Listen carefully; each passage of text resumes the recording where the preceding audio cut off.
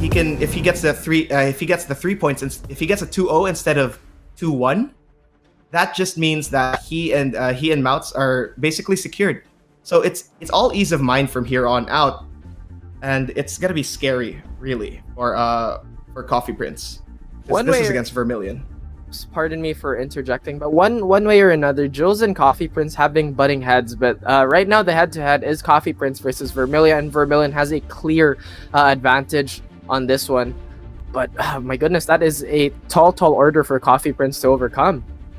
Yep, that's a large hurdle. That's 515. That's already insane to think about. And let's not forget the fact that Vermilion wasn't even using his main character. He was pulling out the Jinny J Kazama instead of the Devil Jin.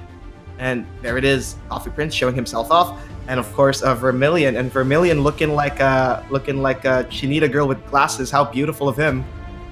I was actually gonna go for the Guile look, the guy look, but of course that works too if you really want to gun for that. You're exposing your desires right now, young Rafiki. Don't let the world know. They'll target it. Of course, but aside from that, though, it's just the fact that these guys are just gonna have a little bit of fun. They have to make sure that the mindset is gonna be, they need to calm down, they need to relax, especially for Coffee Prince. This is one of his most important games. This is the game to close the season, 1, and 2, this is gonna be the game that would possibly launch him to top 8, and he needs to be at his most calm. Absolutely. He needs just to see everything from a distance and not really get overwhelmed by the offense that Vermilion offers. And overwhelmed, that is a word that he has to take note of, because as you mentioned, there's just so many things that's riding on his shoulders right now, top 8, just these points, and basically all of that. He cannot put this pressure on himself, or at least he cannot weigh him down too much, even though there's just so much importance, but he has to play in tip-top shape. He really needs to play that tippity-toppy shape, because once again, this is against Vermilion, and the head-to-head already showed a story.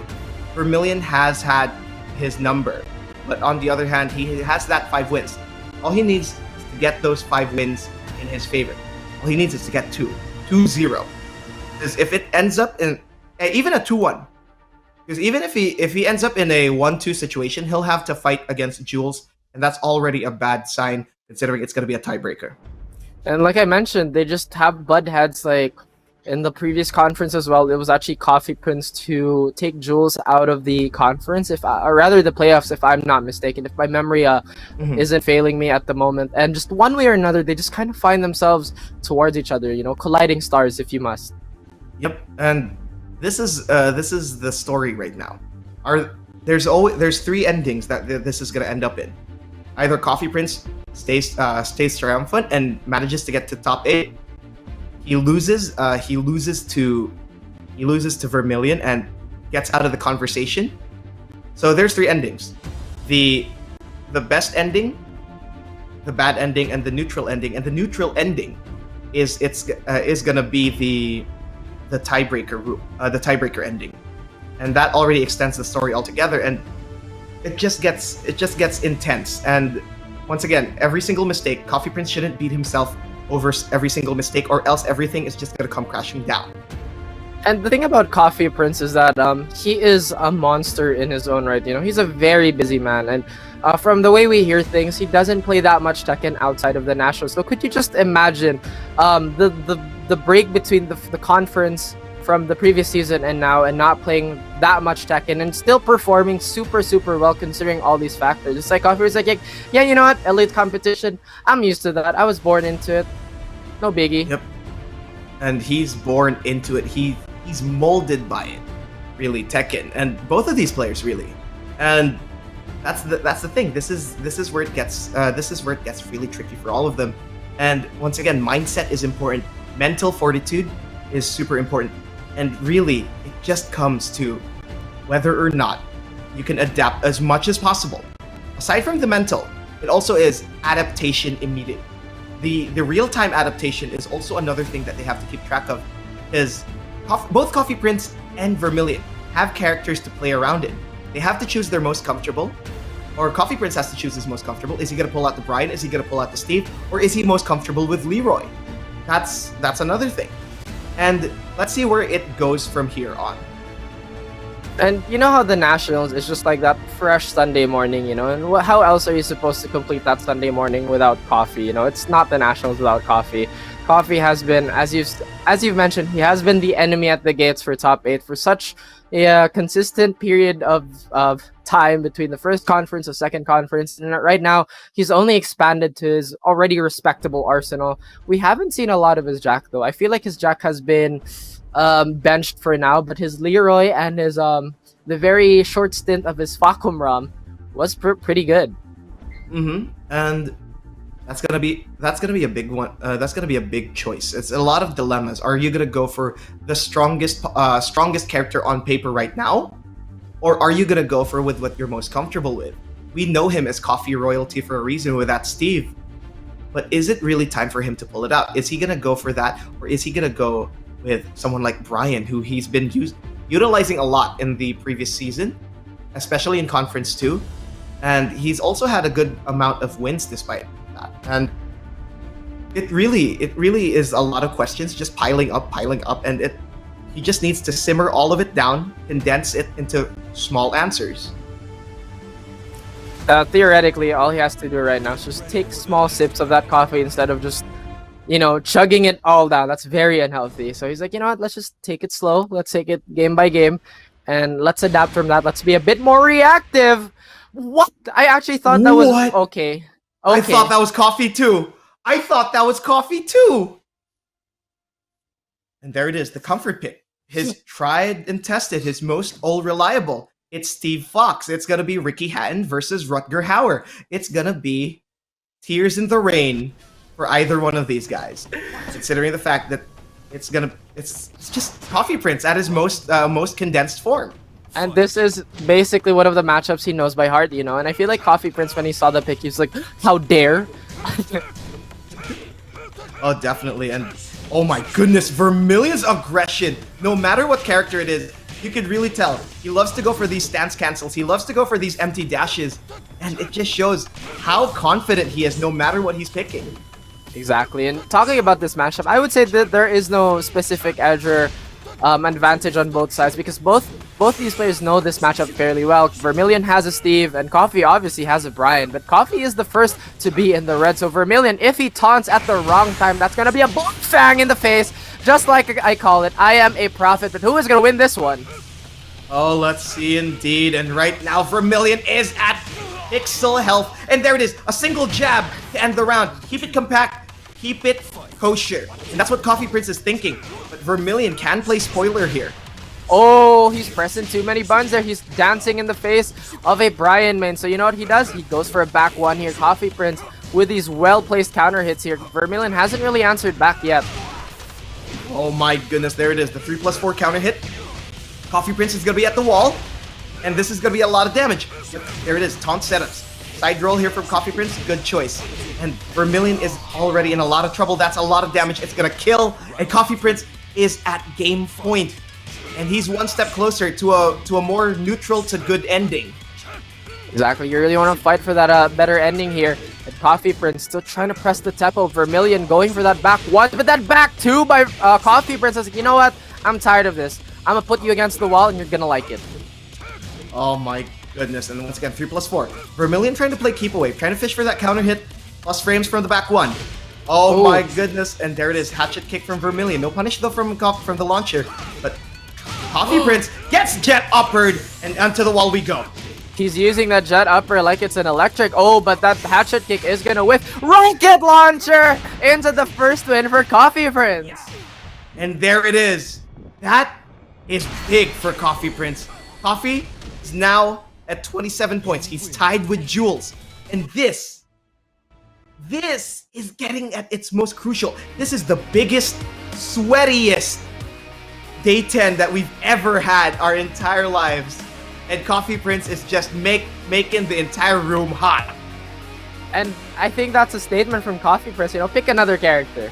Pick any other character. Don't pick my Brian. That's my character. How dare. And Coffee Prince, once again, with those very, very well-placed counter hits and Yeah, really putting him on the equal points with Joe. So no matter what, he has to close this out. He really has to. If he can get that win, Jules is out of contention. If Vermilion goes for another character and gets the 2-1, I'm pretty much just gonna label him an agent of chaos at this point. It's just so much drama coming up. It's the tiebreaker is already like making my hand shake. You're already making this such a big mess. Not a big mess, but a big moment for everyone in top 8. The contention is just real from here. I would say it's a very close, brutal trial. Young Rafiki is just incredibly dangerous at this point. And once again, a close, brutal trial. Just those initials, gotta remember them. CBT. Yep, close, brutal trial indeed. And it's just getting crazier and crazier from here. And let's see what Vermilion's gonna do. Is he gonna stick with a Brian? Is he gonna stick with a Brian is the question. Now, I feel like he would swap to something a bit more comfortable. What? Okay. Alright, it's Vermilion in drag in the Mishima building. It got randomed. And there are stats there showing that he is proficient in the Dragunov. He definitely is, and those 230 matches are definitely not for anything. But to bring out his Dragunov at this level of play, especially at this stage of the Nationals, is a really interesting choice here. Coffee Prince, he does have a chance to shut out Jules from the top 8 if he does win this, but knowing Vermilion, he still has a lot of fight in him. Yep, definitely. And now let's see how Vermilion plays this poke-heavy character. But no, Coffee Prince isn't even going to show us. We were going to think that Vermilion was going to play Tekken with this, but no, Coffee Prince puts him at the wall, and already Vermilion at the defensive. And defensive as a Dragunov, not really the ideal position for the Russian soldier here. He is getting chopped down, but beautiful duck on that boxer. Healthy, going for the more difficult combo here, and that is going to be the wall. Oh, it shows. Look at all the damage that Vermilion has already done! And Coffee Prince, Pixel Health, both of them. Are we going to see the slow-mo? No! Instead, Coffee Prince with his immaculate usage of Rage Drive, once again paying off. And just grazes the tip of his nose here. Vermilion doing a great job of just containing Coffee Prince right now. He does have a bit of a life lead, but Coffee Prince has different ideas. Oh my goodness, once again, distance game? No. Good punish here from Coffee Prince. Trying to go for the instant running 2 was Vermilion. Oh my god, full crouch mix-ups? Oh, that's crazy. And that's a bit unfortunate for Coffee. He could not reach the While Rising 2 with a 1-1-2 here. Has to consider other defensive options, otherwise Vermilion's virtually getting away with that for free. Absolutely, because Vermilion once again is just pushing the game to a bit more compact fight, and Coffee Prince trying to fight back. But so far, Vermilion gets the round, and that's gonna be one apiece. And this is such an uphill battle still for Coffee Prince because this is against Vermilion after all. Uphill, and look at that. The attack throw is gonna come in, but Coffee Prince is like, you know what? I don't want that. And Vermilion still trying to fish for that full crouch 2 here. Oh my goodness! Like this matchup has been pretty interesting so far. But what do you think, Raph? Is the how do I describe it? Is the more favorable character here between the two?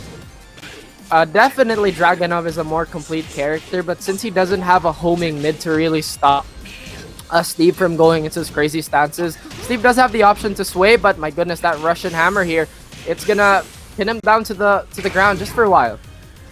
Okay, using rage. Oh my goodness! Coffee Prince is at match point from here on out, and he's one step closer to securing his top 8 spot. And Vermilion trying to play chaos here and going for the bar brawl.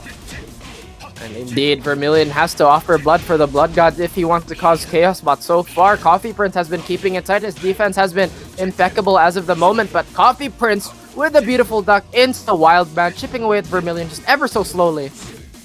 And right now, Vermilion once again has the life lead, but we've seen this movie before. Coffee Prince has chipped away at that. And what was that?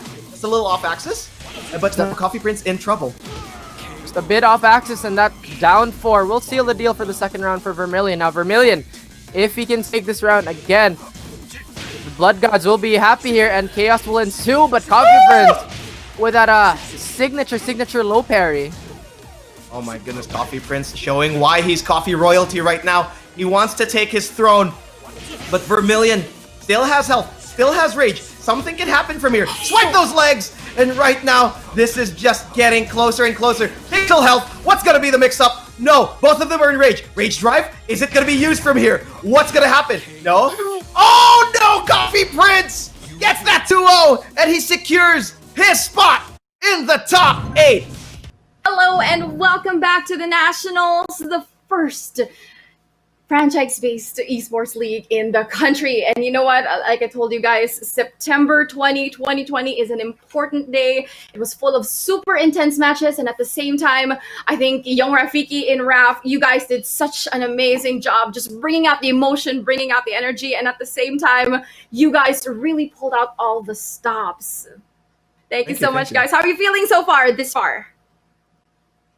Like, I'm coming off a high. Like, there's a lot of matches that just Right. put me up in such a high. I'm dead. I'm deceased.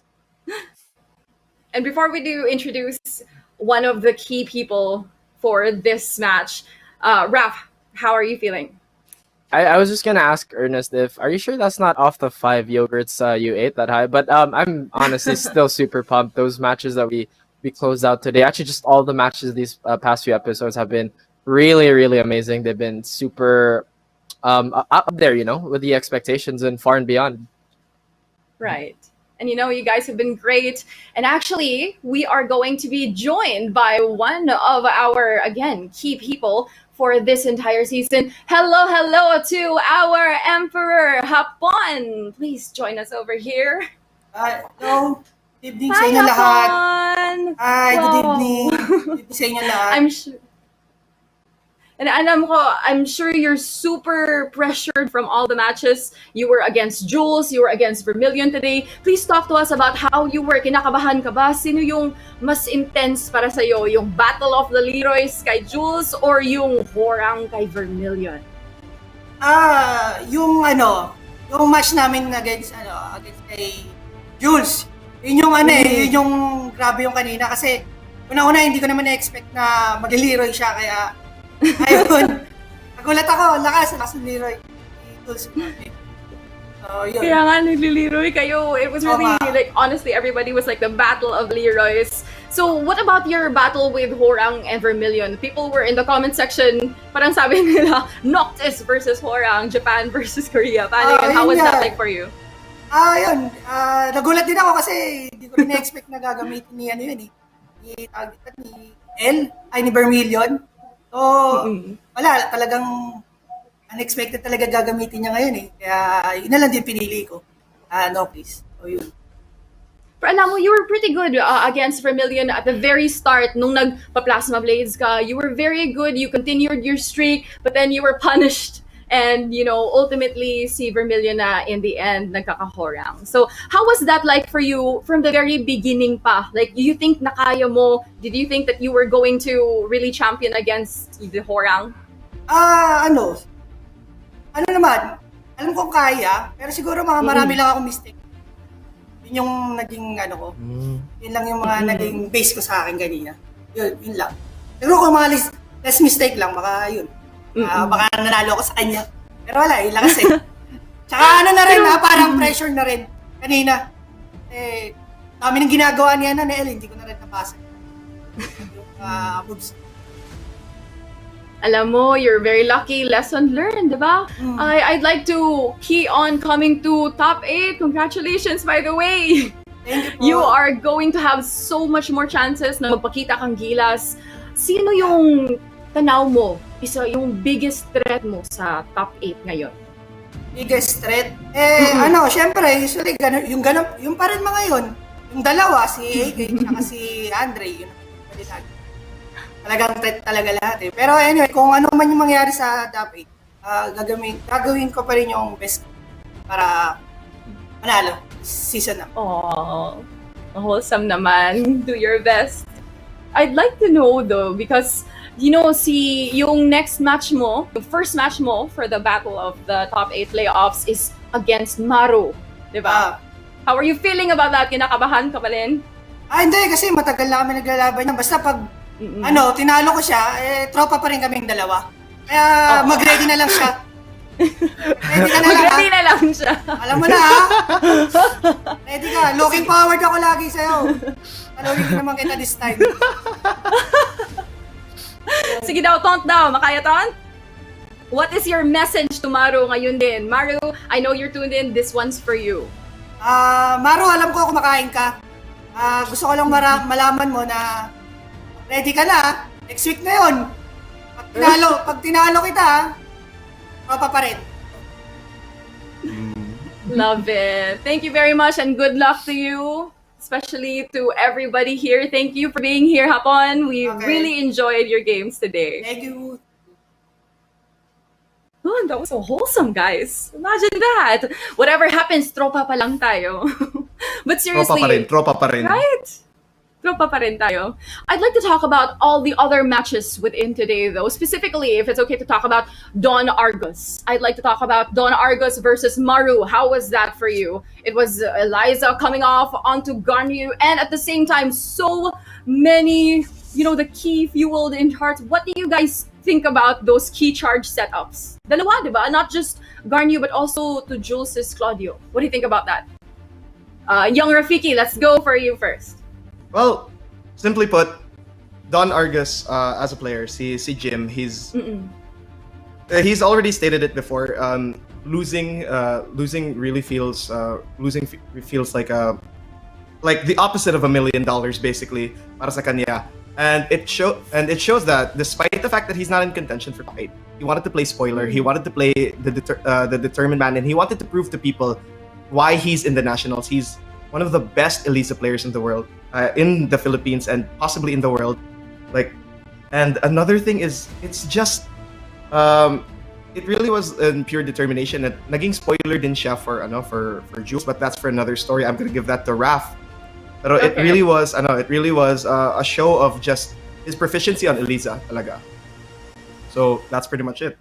Raph, what about you? Quote and unquote, it was like more of a rabies, foaming in the mouth, aggressive performance ni Don Argus kay Elisa. How do you think this is going to be affecting his standing for coming onto top?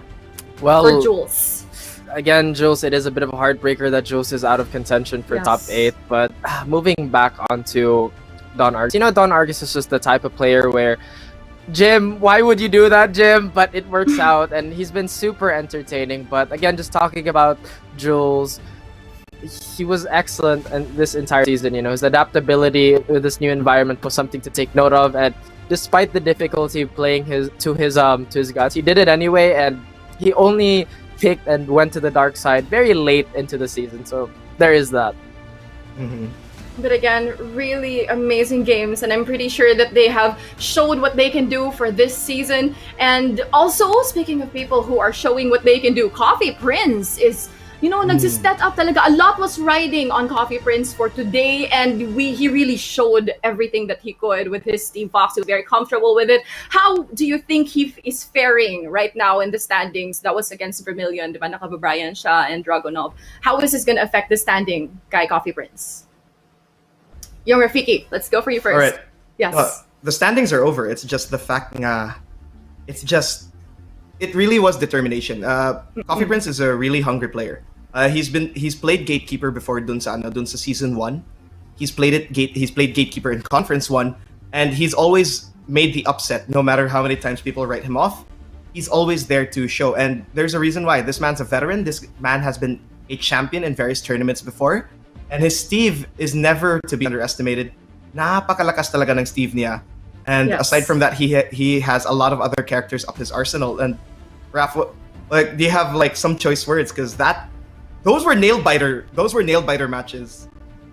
Honestly, I love how I've mentioned this so many times before, but the Steve of Coffee Prinz is just so clean, so crisp. He gets the job done. And again, that match against Vermilion, where Vermilion picked the Brian, I bet he was thinking man, that you must be 7 feet tall, because that was some reach you got there.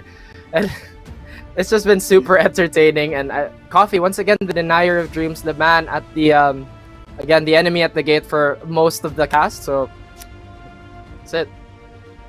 Now, Young Rafiki and Raph, we have just 8 people with us for the playoffs. We have Dojin, Mouts, Vermilion. We also have Coffee Prinz, who we just saw, AK, Nature Lover, Maru, and Hapon. Can I ask, which of these top 8 do you think is the biggest threat? Let's start muna with Raph. I mean, certainly it's already a given to say that though the Eagles, both AK and Dojin, are definitely top contenders for the spot. But I would have to say that a dark horse for this is, of course, the very recent guest, the Emperor himself, Hapon. Now, Hapon has had a winning record with most of the top players, actually within the top 6. So it wouldn't surprise me if he makes it into such a deep run. Okay. You know, that's so I like that interesting. What about answer. you, Young Rafiki? I like that answer. And, you know, Haps, we just saw you. We just talked to you. And I'm sorry. Like, the science is great. And as much as I want to bet for you, yung bet ko talaga is Maru. I've been sticking with Maru as a bet since day 1, day 2. I think he's really upping his element. Sinabi niya na he's gonna be more aggressive, more entertaining, and more, you know, up to his character. Kasi if you've actually seen Maru outside gameplay, he's such a playful kind of guy. And right now you're seeing such a playful, you know, Tekken player in the form of Maru right now, with the aggression, with the cheeky offense, the on point low parries and whatnot. And he's always been shooting up the standings every single time. So para sa akin, like, aside from the Eagles, who are total killers, we have Dojin, who has a chip on his shoulder, and he's determined to get a trophy away from his teammate, which is the three-time champion AK. I still think it's Maru up there. Wow, so we got Young Rafiki with Maru and the ref staying loyal to our panel guest, Hapon. I really like that contrast between those two, who weren't even like on par with the tops. But I think anything can happen in this season, especially because it's a bloodbath. But before that, one last question to you guys. I'd like to ask, among Pika, among Jules, among Rock and Roll, among Don Argos, who do you think is the most improved player? Let's start with Young Rafiki.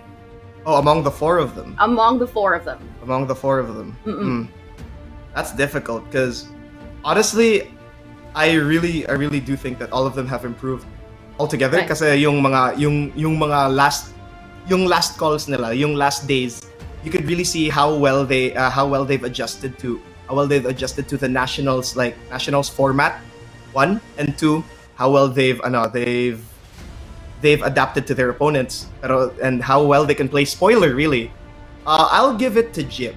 Kasi, you know, once again, Don Argus is such a treat. He's such a great person.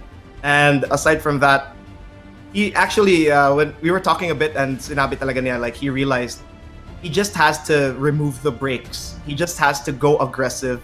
And it really paid off for him in the last 2 days. And despite not reaching the top 8, he was definitely close.